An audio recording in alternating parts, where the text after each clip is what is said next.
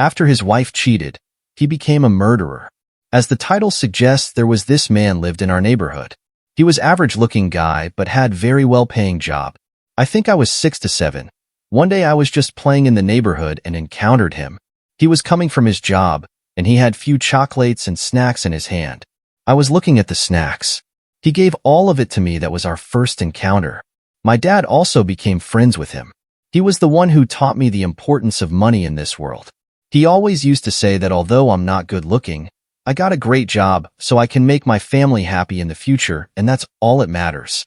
Few years later, when I was 10 to 11 I think, he got married. His wife was very beautiful.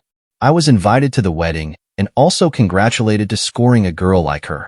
He laughed so loud all the guests were looking at us.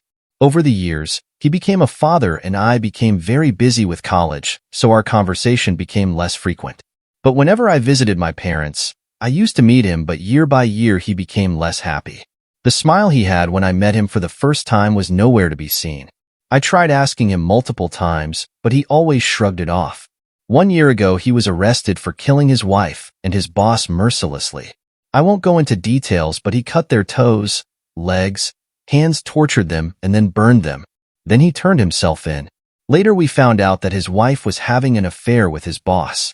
He met his wife in his office. She approached him first, and after few dates they started dating, but her whole plan was to just use him for money. After 12 years of marriage, he found out that none of the kids were his. His wife was just using him as an ATM to raise his boss's kids. In prison, he took his own life. Few days ago was his death anniversary. I went to visit his grave, and I saw his kids with their grandmother. They came to meet their dad. I brought those snacks and chocolate he gave me when we met to put on his grave. When his kids saw me, they came running to me and said, "Big bro, did you also come here to meet Dad?"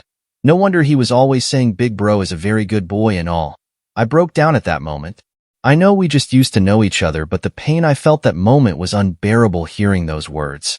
I replied, "That's why whenever you need any help, come to Big bro," and I gave them the snacks and chocolates. Sometimes I wonder, do cheaters even think what can be consequences of their actions? How many lives will affected?